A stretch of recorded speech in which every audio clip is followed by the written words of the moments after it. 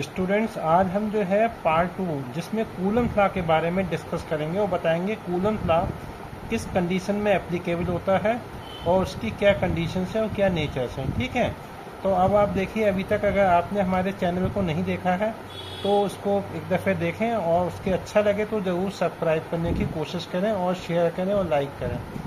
Thank you. अब मैं start करता हूँ कूलम लॉ। तो कूलम लॉ क्या बताता है उसके बारे में बताता हूँ। According to this, the force of attraction or repulsion acting between two charges q1 and q2 is directly proportional to the product of magnitude of their charges and inversely proportional to the square of the distance between them. That is, f proportional to q1 q2 and f inversely proportional to 1/r square।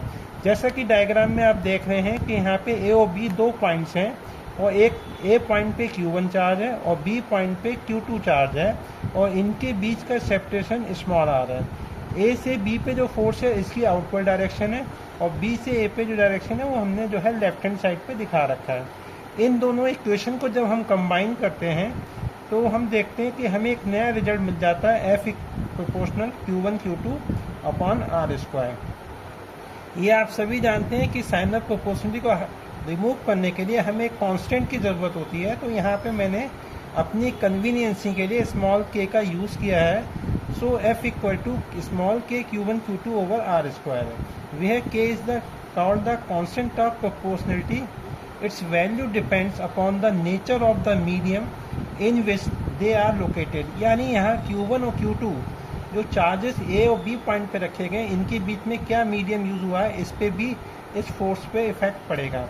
Therefore के equal to आ जाता है आपका 1/4 pi epsilon not capital के। वह epsilon not की जो value आती है वो 8.85 इंटू 10 की power -12 coulomb square newton to the power -1 metre to the power -2 is called absolute permittivity of free space and capital K is called the dielectric constant of the medium. For air और vacuum K equal to always 1 होता है। Therefore formula जो आपका आएगा F medium के लिए वो हो जाएगा 1/4 pi epsilon not K Q1 Q2 over R square. And for air और वैक्यूम के लिए फार्मूला आएगा उसमें के की वैल्यू 1 लगाने के बाद 1/4 pi epsilon naught Q1 Q2 over R square हो जाएगा। इस 1/4 पाई एप्सिलॉन नॉट की जो वैल्यू आती है कैलकुलेट करके 4 पाई की वैल्यू 3.14 और एप्सिलॉन नॉट की वैल्यू 8.85 10 की पावर -12 पुट करने के बाद जब सॉल्व करते हैं तो ये हमें 9 इंटू 10 की पावर 9 आ जाता है। तो एफ एयर या वैक्यूम, अगर कहीं मीडियम नहीं दिया तो आपको एयर और वैक्यूम ही मानना पड़ेगा और वहाँ पे फोर्स आपका आएगा 9 इंटू 10 की power 9 Q1 Q2 over R square. एक बात आपको विशेष ध्यान रखना पड़ेगा कि ये कूलम लॉ जो है स्टेशनरी चार्ज को लिए होल्ड करता है।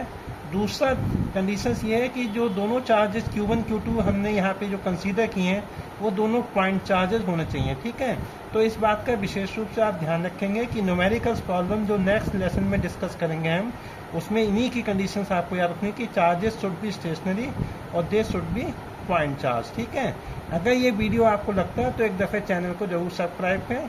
Thank you.